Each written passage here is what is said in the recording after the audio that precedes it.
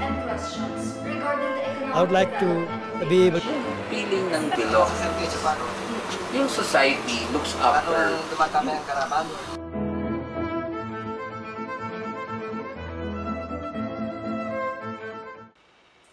There are several issues and questions regarding the economic development of a country, especially now that we are experiencing financial crisis. However, how can a country claim the increase or decrease in its economic development? What are the things that are being used or considered in order to justify the rate of stability of its economy? First, it is very important to know the real meaning of GDP. Thus, economic growth has two kinds, which are the short-term and long-term. Short-term economic growth is defined as the increase in percentage of the real gross domestic product of a country. Meanwhile, a long-term economic growth is described as the sustained growth in an economy of a country. Based on a research that not most of the most influential countries around the globe has experienced high rate of economic growth as of 2012. Based on the graph, China has been aggressive in terms of its economic growth. Meanwhile, it can be seen that United Kingdom has been experiencing a negative GDP growth for the year of 2012. With that said, how can GDP determine the economic development in a country? GDP is known as the gross domestic product, which implies that there must be an increase in the national output and national income of a country.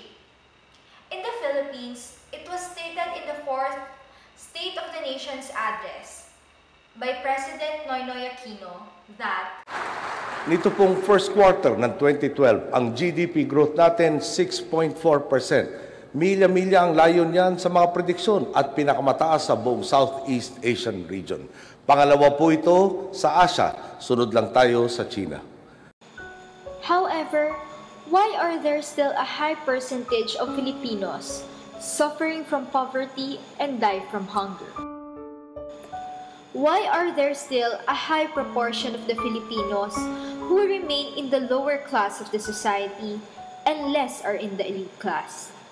Is this showing the fact that the inverted triangle of the classes in the society is still present? Now, let us look at reality. Is GDP the real measurement of economic development of a country? Did globalization just increase the inequality worldwide? Did the increase in GDP really benefited the macroeconomy or just the people from the high society? Maybe economic development is not attained through the increase in GDP. Maybe it is through happiness. There is a good contradiction with the usual knowledge that GDP is used to measure the economic development of a country. It is the research and now being practiced by the people of Bhutan that the real measurement of the economic development of a country is true happiness. The Simple Show explains gross national happiness. The concept of gross national happiness was born. The primary idea of GNH is that every human being aspires for happiness, and a country's development should also be measured in its citizens' happiness. The fourth Dragon King's challenge, therefore, was figuring out how to balance economic development with the emotional and spiritual well-being of his people. Although economical growth can't be the only goal, a flourishing economy gives the government the funds needed to provide a working health and educational system, as well as certain living standards. Because being healthy, having opportunities for the future, and knowing that security, a steady income, housing, or well-balanced time use are guaranteed is crucial for people to be happy. But furthermore, people get a lot of positive energy from being with others and sharing interests. Participating in cultural life and to hold up local traditions and cultural heritage lead to a stronger community feeling. Healthy family relationships advocating community activities, and religious aspects are factors for achieving happiness. It gives the Bhutanese people a strong sense of values and identity. The fourth Dragon King reigned 34 years, basing his decisions on all factors of gross national happiness, asking himself, what makes Bhutan's people happy? And the fourth Dragon King lived by example, leading a very simple life. In fact, he believed so strongly in the concept of GNH, he even decided to hand over sovereignty to the people. In 2006, he retired as king at the age of 52 and changed the course of history. 2 years later, in 2008, Bhutan elected its first representative parliament. Since then, the idea of gross national happiness has taken quite some momentum outside of Bhutan, with other countries and people around the world thinking about adopting the GNH approach to strive for development with values and to make the world a happier place. Indeed, GNH has become an effective tool in the country of Bhutan. This was because they promoted equality, which resulted for its country to flourish more. Prime Minister Jigme Tingli was elected as the Prime Minister of Bhutan last April 2008. He himself expressed his belief on the idea of the former king Jigme Singye Wangchuk through the interview arranged by the GTI youth. I would like to be able to see an education system that is truly educational, that will be able to bring out and produce graduates that are more human beings with human values, that place and give importance to relationships, to students that are eco-literate, that are contemplative, that are analytical in terms of how they approach issues, challenges, even new knowledge, and basically people who will know and understand, appreciate that their needs as individuals are not really excessive.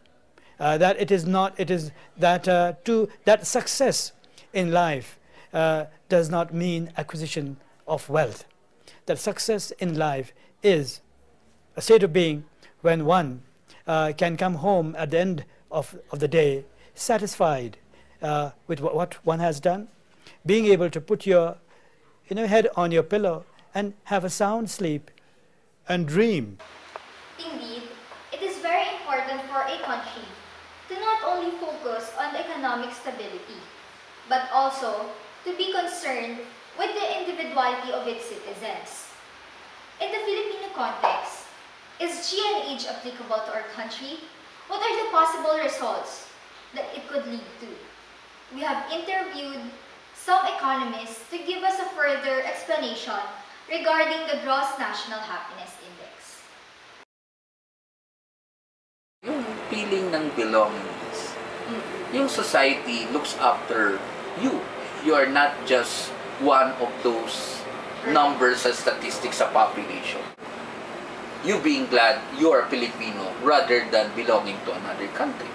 You can progress in life because of what you can do, not because of whom you know. Diba? Based on competence rather than connection.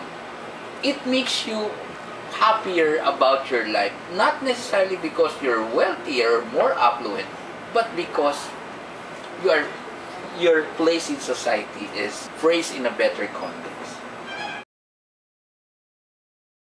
Happiness is also yung orderliness, yung proper conduct in life. Diba? People like that kind of order. Ang business also thrives in, diba? In a place, in a system where order is the rule rather than the exception.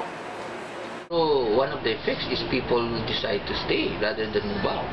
To me, if people are happy about, what is happening sa Philippines, When you pay taxes, not because mahuli ka but because you are contributing personally to the enhancement of welfare and happiness of Philippines. Now, we have also interviewed people from the lower, middle, and high class of the society to further give justification regarding GNH and also GDP of our country. Sa Batinga, 26 years old, nakatira sa Bulacan, Bulacan. May 2 po akong anak. Masasabi ko po na mas naging mahirap po ang kabuhayan ngayon kaysa sa mga nagdaang nating Pangulo. Kasi noon po medyo mura pa po yung mga pamilihin, samantalang ngayon, tumaas na po ang sahod pero tumaas din po ang presyo ng mga pamilihin. Sa tingin ko, ang mahihirap ngayon ay lalo pong naghihirap. Kasi ang mayayaman naman po, sila lang po ngayon parang nakikinabang at sila po ang mas gumaganda ang buhay ngayon. At dapat po sana, yung sa amin pong mahihirap, sa amin din po ipinamamahagi yung mga benefits po para makatulong naman po sa amin sa pamumuhay namin pang araw-araw. Nung nasa servisyo pa ako, lalong dumadami ang kalaban kasi yun na nga, nagbigay si Presidente ng pera sa mga kalaban. Yung pera na yun, imbis na ibili pa ng mga gandang baril, samantalang yung baril namin mahinang pawit. Yung pera na yun, binili ng magandang baril. Tulad ngayon, maraming namamatay sa Mindanao. Gala yung balita na namatay sa Mindanao. Tapos ayun, nung dito na ako sa retirement ko, napansin ko yung hirap ng buhay, yung bibilihin. Imbis na mura, lalong mamamahalin, nagmamahal. So naramdaman ko yung hirap dito sa ating bansa. Lalong humihirap. Maganda pa yung administration ni hirap noon kasi yung lahat ng pribilihe namin na military, yung binibigay sa amin, yung hinihingi namin.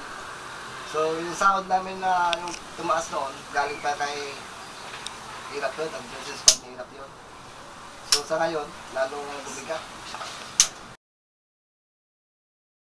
As an employee, I believe GDP doesn't value if you're not contented with what you're doing. Even if you receive higher compensation, but you're not happy on your daily basis what you do or fulfilled with what you're doing, it will not equate. But I value that the researching button would be much more applicable if within the values of as a person and also as the company wherein you are working would value such improvement.